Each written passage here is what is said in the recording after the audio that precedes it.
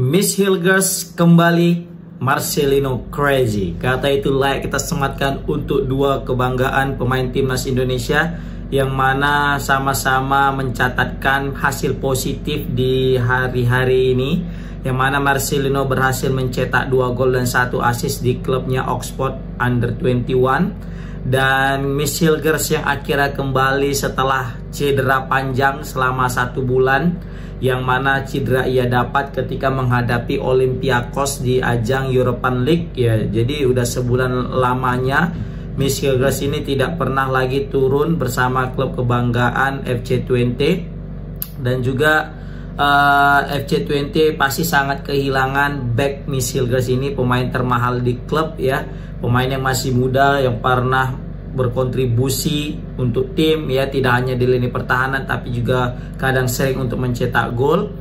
Dan begitu juga dengan Marcelino Ferdinand yang tadi malam gacor banget ya, yang berhasil mengoleksi 2 gol dan 1 assist ya. Meskipun ini masih di taraf Under 21, tapi pelan tapi pasti insya Allah ya, Marcelino jika konsisten bukan hal yang tidak mungkin ya, Marcelino bakal segera dipindahkan ke tim senior, tidak lagi berkutat di tim junior gitu ya kan.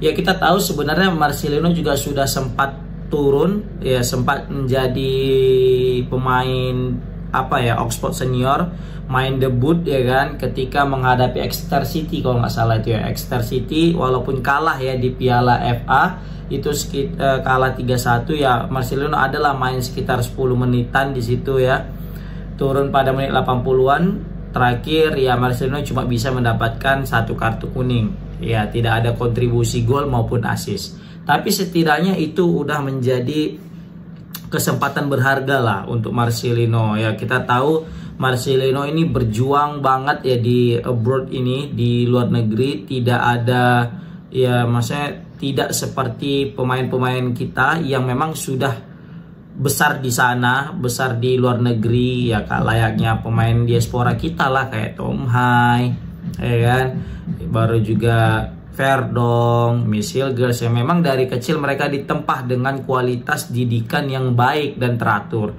sehingga ya tak terkejut lah kita melihat betapa superiornya mereka baik itu di klub maupun di level timnas. Berbanding terbalik dengan Marcelino.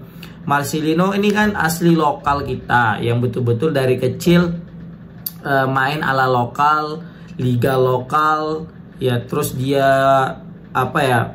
berkembang ya, bagaimana dengan layaknya pria-pria lokal gitu kan, tidak mendapatkan kesempatan seperti pemain-pemain diaspora lainnya yang mendapatkan support baik itu dari segi fasilitas, dari segi pelatih dan juga teman-temannya gitu. Nah ini juga kita patut apresiasi juga Marcelino yang dia punya mentalitas cukup tinggi, PD-nya luar biasa, sehingga dia langsung terbang ke luar negeri. Jadi dia itu tidak mau berada di zona nyaman. Padahal kalau dia bisa kita bilang ya, keinginannya itu untuk mencari duit, mungkin dia akan betah aja main di Liga 1, tidak banyak pressure, tidak perlu adaptasi dengan cuaca buruk yang karena cuma nggak ada musim salju, nggak ada musim yang lainnya kan. Begitu juga tidak perlu adaptasi dengan bahasa, tidak perlu lagi adaptasi dengan makanan, belum lagi homesick ya, rindu keluarga dan sebagainya. Itu dia kesampingkan demi mengejar target yang lebih tinggi. Dia juga pengen improve diri biar jadi pemain yang berkelas.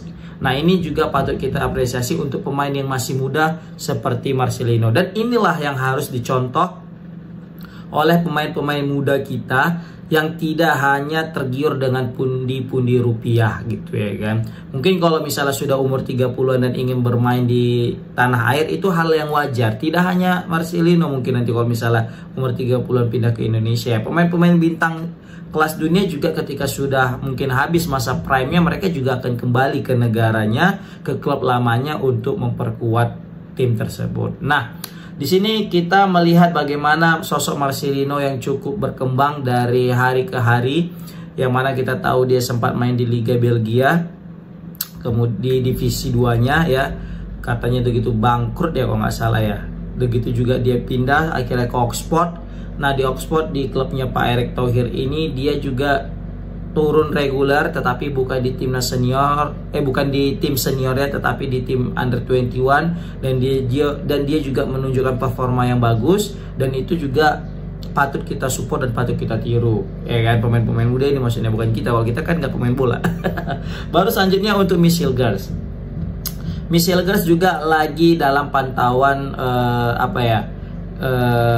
tim kedokterannya, tim kesehatan, tim fisiknya daripada FC20. Di situ kita lihat juga FC20 udah ngupload foto si Miss Hilgers, bahwasanya Miss Hilgers udah mulai training nih, udah mulai latihan ringan ya. Semoga aja dengan hadirnya Miss Hilgers udah mulai latihan ini menjadi sinyal positif lah bagi timnas Indonesia untuk menghadapi Australia nanti di tanggal 20 Maret dan juga menghadapi Bahrain di tanggal 25. Sebenarnya walaupun kita tidak ada Miss Hilgers, kita di kedalaman squad lini pertahanan kita sebenarnya cukup dalam, jadi tidak masalah juga sebenarnya, karena kita udah nanti betul Bang Jai, Rizky Ridho dengan Justin Hubner. Nah kalau misalnya nanti apa-apa ada Jordi Amat, walaupun kita tahu Jordi Amat ngeri-ngeri sedap ya kan, belum lagi blunder-blundernya ya kan. Tapi kita punya Elkan Bagot yang mungkin bakal dipanggil sama Patrick Kluivert karena sebelumnya ada punya masalah dengan Coach Sintayong. Nah jika memang Miss Hilgers ini tidak bisa bermain karena cederanya masih panjang, tapi kalaupun nanti bisa bermain, ini jadi kabar yang baik banget ya kan.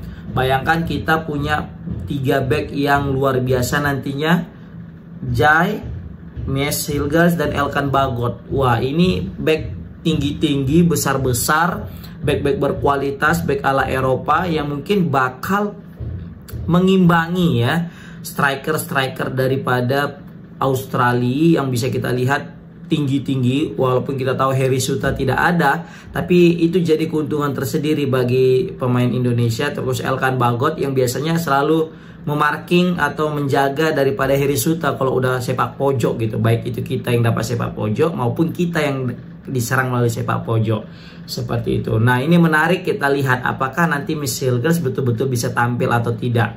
Nah yang aku takutkan di sini adalah Miss Hilgers nanti main di bulan 1 akhir atau di bulan 2 awal ini main, atau di bulan pertengahan tiba-tiba kumat lagi cederanya.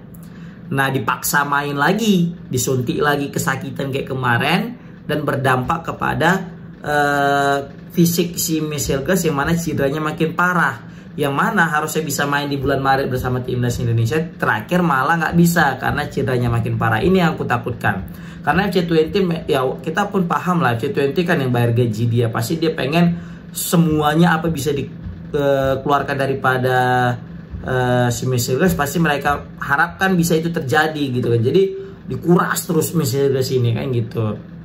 Nah jadi itu yang kita takutkan. Terakhir Miss Hilgers nggak perform, maksudnya Miss Hilgers nggak nyaman, terus terakhir makin kumat cederanya, makin parah, terakhir tidak bisa membela timnas Indonesia. Ingat Miss Hilgers baru 2 kali guys, baru 2 kali membela timnas. Jadi batasnya itu sekali lagi lah, biar 3 kali, biar dia itu betul-betul jadi pemain timnas kita dan nggak bisa lagi bela timnas yang lain. Takutnya masih ada pula di misi-misi pengen masuk Belanda, timnas Belanda ya kan. Jadi nggak mau lagi dia main sama timnas Indonesia. Ini kan berita-berita buruk yang beredar. Tapi semoga aja berita itu tidak benar. Kita masih percaya bahwasanya Miss Hilgers memang betul-betul jadi pemain timnas Indonesia yang akan siap membela Garuda Indonesia di pentas dunia. Apalagi udah ditunjuk pelatih sekelas Patrick Kluivert, ini kan menjadi daya tarik tersendiri juga nih untuk Miss Hilgers itu sendiri. Oke, komen di kolom komentar gimana pendapat kalian. Assalamualaikum warahmatullahi wabarakatuh.